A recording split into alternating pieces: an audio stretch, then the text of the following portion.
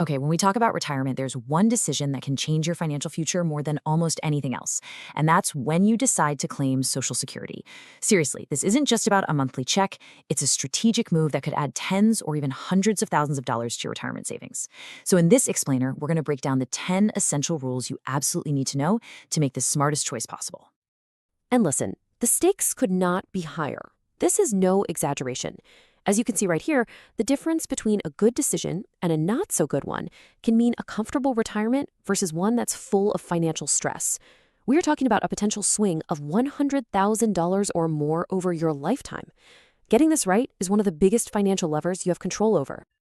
And that, of course, is the million-dollar question, isn't it? The thing is, there's no single perfect answer that fits everyone, but there is a perfect answer for you. You've got to think about it. Your health, your family, your other retirement accounts. By understanding the rules we're about to walk through, you'll have everything you need to figure out what's right for your own situation.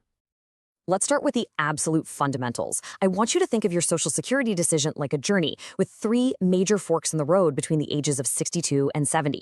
Each path you take leads to a totally different destination, and your choice is going to define the financial landscape of your entire retirement. First up is rule number 1, the temptation to file early. And it is tempting, right? You can start getting those benefits as early as age 62. But, and this is a huge but, there's a massive trade-off. If you do it, you lock in a permanently reduced benefit for the rest of your life. We're talking about a pay cut of up to 30%. A lot of people call this the single costliest mistake a retiree can make. Now for rule number 2, waiting for your full retirement age. This age, which is somewhere between 66 and 67, depending on your birthday, is kind of your magic number. Hitting this milestone is so important because it's the exact point where you're entitled to 100% of your benefit. It's your full, unreduced amount, and it sets the baseline for everything that comes next. But here's where it gets really, really powerful. And this is rule number 3, the incredible power of patience. For every single year you wait past your full retirement age, all the way up to 70, Social Security gives you a guaranteed 8% raise. This isn't some risky stock market return, it's a guaranteed annual bonus. It is, without a doubt, the most effective way to supersize your monthly check for life. And this just shows the difference so clearly. Just look at this chart with me for a second. That first bar for age 62, that's your starting point. That's that permanent pay cut we talked about. See how much smaller it is? Now, the middle bar shows that big jump you get by waiting for your full retirement age. But that tall bar on the right for age 70, wow, that's the power of that 8% annual bonus in action. The difference in lifetime income is just staggering. So, you get the big 3 decisions now. But what about all the hidden traps and special strategies, especially if you're married? Right? Let's dive into some of the more complex stuff. Okay, let's talk about rule number 4. This is a huge one for anyone thinking about working part-time in retirement. It's called the earnings trap, and it only applies if you claim your benefits before you hit your full retirement age. Basically, if you earn too much money from a job while you're collecting those early benefits, the government will temporarily reduce your check. So here's the crucial point. If you file early and your work income goes over the annual limit, Social Security will temporarily withhold some of your benefits. Now, to be clear, you do get that money back eventually, spread out over your future checks, but it can cause a major headache for your cash flow right when you might need it most. And the only way to completely avoid this trap, you guessed it, wait until you reach your full retirement age to claim. Rule number 5 is all about coordinating with a partner, and it's so important to know there are 2 different timelines to think about. For a spousal benefit, the main worker must have already filed for their own benefits. So for example, if your spouse is still working and hasn't filed yet, you're going to have to wait.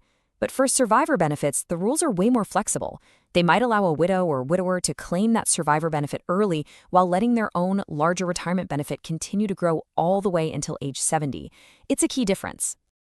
All right, we've covered the big decisions and the most common traps. Now it's time to get into the nitty-gritty. Think of these next rules as the essential details and safety nets that can make a huge difference in your planning. Now, check this out. Rule number 6 is this powerful but not very well-known option called the do-over. Let's say you file for benefits, and then a few months later you regret it for whatever reason. Well, you have a one-time chance to withdraw your application. The catch is you have to do it within 12 months of filing, and you have to repay everything you've received. But if you do that, it completely resets your clock, letting you file later for a much higher benefit. It's an incredibly valuable second chance. And let's quickly run through the final 4 rules. First, a couple about special situations. Rule 7. If you're on Social Security disability, don't worry. Your benefits automatically convert to retirement benefits at your full retirement age. No extra paperwork needed. Rule 8. There's something called a family maximum, which can put a cap on the total benefits a single household receives based on one worker's record. And next, 2 crucial rules about your money. Rule 9. Cost of living adjustments, or COLAs, are your built-in inflation protection, and you get those no matter when you file. And finally, Rule 10. Just remember that your decision to file can make up to 85% of your benefits taxable, depending on your other income. So after all those rules, what's the big picture here? Well, it's really about taking all these complex pieces of information and turning them into a confident plan for your future. It's about taking control of your financial destiny.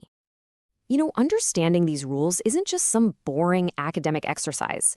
This knowledge directly translates into financial security for the rest of your life. Every single rule we've talked about is a tool you can now use to build a stronger, more reliable income stream for your retirement. So there you have it. We've walked through the permanent pay cuts, the guaranteed bonuses, the hidden traps, and the safety nets. The power is now in your hands. So the only question left is, what are you going to do with it? How will you use this knowledge to create the retirement you've always dreamed of?